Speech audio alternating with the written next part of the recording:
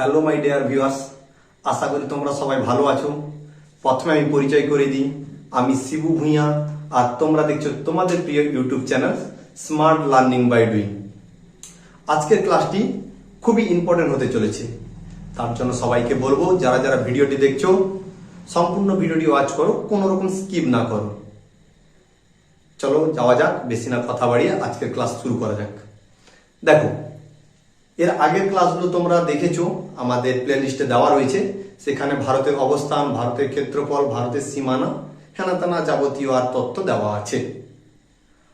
আজকের ক্লাসে ভারতের ভূপ্রকৃতি সম্পর্কে আমরা শুরু করব। ভারতের ভূপ্রকৃতি অর্থাৎ ভারত যে বিশাল বড় একটা উপমহাদেশ, তার কোথায় কেমন ভূমিরূপ রয়েছে সেটা নিয়ে আজকের ক্লাস। দেখো, প্রথমেই তোমরা এটা দেখলেই বুঝতে পারছো, এটা ভারতেরই ম্যাপ। এর উত্তর থেকে দক্ষিণ, পূর্ব থেকে পশ্চিম নানা রকম ভূমিরূপ নিয়ে তৈরি হয়েছে। দেখো, ভারতের যদি ভূপ্রকৃতি দেখা যায়, একে সাধারণত 5টি ভাগে ভাগ করা যায়। কি কি? দেখো, ভারতীয় ভূপ্রকৃতি প্রথম হচ্ছে উত্তরে পার্বত্য অঞ্চল। এই ম্যাপের উত্তর কোনটা? এই সাইডটা হচ্ছে উত্তর, নর্থ সাইড, আর এই সাইডটা হচ্ছে দক্ষিণ, এই সাইডটি হচ্ছে পূর্ব, এবং এই সাইডটা হচ্ছে পশ্চিম। উত্তর, দক্ষিণ, পূর্ব, পশ্চিম ভারতের চতুর্সীমানা, উত্তর, দক্ষিণ, পূর্ব, পশ্চিম আমরা বলে দিলাম। এরপর দেখো, উত্তরের পার্বত্য অঞ্চল। যেহেতু এটা উত্তর দিক, তাহলে কি হচ্ছে, এই যে অঞ্চলটা, এই যে এতটা অঞ্চল জুড়ে পুরোটাই কিন্তু পার্বত্য অঞ্চল। এই অংশ জুড়ে পুরোটাই পার্বত্য অঞ্চল। তুমি যদি উত্তরে বেড়াতে যাও তাহলে দেখতে পাবে শুধু পাহাড় পর্বত, উত্তরে পার্বত্য অঞ্চল। এরপরে কি রয়েছে? মধ্যভাগে সমভূমি অঞ্চল। মধ্যভাগে সমভূমি একটু আমি পরে চলে যাচ্ছি, তারপর মধ্যভাগে এলে বুঝতে পারবে। দেখো, এরপর হচ্ছে দক্ষিণে মালভূমি অঞ্চল। উত্তরে পার্বত্য অঞ্চল, দক্ষিণে মালভূমি অঞ্চল, অর্থাৎ এই যে অঞ্চলটা, এটা হচ্ছে কি দক্ষিণে মালভূমি অঞ্চল। চলে গেল উত্তরে পার্বত্য অঞ্চল, চলে গেল দক্ষিণে মালভূমি অঞ্চল। এইটা, এই যে মাঝের যে অংশটা, এটাতে কিছু সমভূমি তৈরি হয়েছে। কিভাবে তৈরি হয়েছে? দেখো, এই উত্তরে পার্বত্য অঞ্চল এবং এখানে রয়েছে কি মাঝ বরাবর রয়েছে বিন্ধ্য পর্বত। এই বিন্ধ্য পর্বত এবং উত্তরে পার্বত্য অঞ্চল থেকে নদীগুলো গিয়ে গিয়ে ক্ষয়কার্য হয়ে এটা সমভূমিতে পরিণত হয়েছে। তার জন্য এটা হচ্ছে মধ্যভাগের সমভূমি অঞ্চল।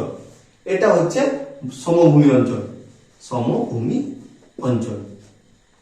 কেমন? আর এটা গেল মালভূমি, মালভূমি অঞ্চল। আর এটা গেল পার্বত্য অঞ্চল, পার্বত্য অঞ্চল। কেমন? এরপরে রয়েছে দেখো উপকূলীয় সমভূমি। তো উপকূল কথার অর্থ কি?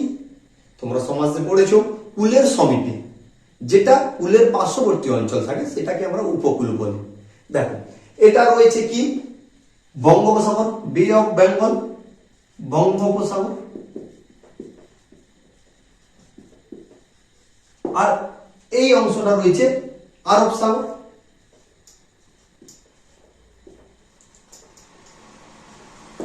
বঙ্গোপসাগর এবং আরব সাগর, এবং নিচে রয়েছে ভারত মহাসাগর, ভারত মহাসাগর। তাহলে কি আমাদের 3 দিকে জল দেখতে পেলাম। তাহলে এইখান থেকে পুরো অংশটা, এটা হচ্ছে উপকূল রেখা। এই উপকূল রেখা এবং মালভূমি মধ্যবর্তী অঞ্চলটাকে বলছি আমরা কি উপকূলীয় সমভূমি অঞ্চল, উপকূলীয় সমভূমি অঞ্চল।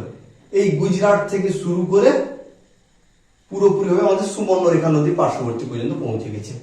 প্রথম এই উপকূলীয় সমভূমি যখন পড়াবো তখন আমি এটার ইন ডিটেলস তথ্য তোমাদেরকে দিয়ে রাখবো। তাহলে উপকূলীয় সমভূমি অঞ্চল। এরপর থাকলো বদ্বীপ অঞ্চল অর্থাৎ দ্বীপ অঞ্চল। ভারতের সাধারণত 2টি মহাসাগরের দ্বীপ রয়েছে।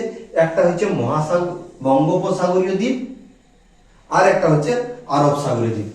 বঙ্গোপসাগরীয় দ্বীপকে আমরা, এই দ্বীপের নাম হচ্ছে আন্দামান নিকোবর দ্বীপপুঞ্জ, এবং আরব সাগরের যে দ্বীপটা রয়েছে এই দ্বীপটার নাম হচ্ছে কি লাক্ষাদ্বীপ। এই গেল ভারতের ভূপ্রকৃতির সম্পূর্ণ তথ্য। এরপর প্রত্যেকটি তথ্য আমরা নেক্সট ক্লাসে সিরিজ ওয়াইজ সম্পূর্ণ তথ্য দিয়ে রাখবো। উত্তরে পার্বত্য অঞ্চলে একটা ক্লাস, মধ্যভাগে সমভূমি অঞ্চলে একটা ক্লাস, দক্ষিণের মালভূমি অঞ্চলে একটা ক্লাস, উপকূলীয় সমভূমি অঞ্চলে একটা ক্লাস এবং বদ্বীপ অঞ্চলে একটা ক্লাস। এইরকম করে আমরা 5 থেকে 6টা ক্লাসের মধ্যে ভারতের ভূপ্রকৃতির সম্পূর্ণ তথ্য ক্লাসের মধ্যে আমরা সম্পন্ন করব। Thank you for watching. আজ এই পর্যন্ত।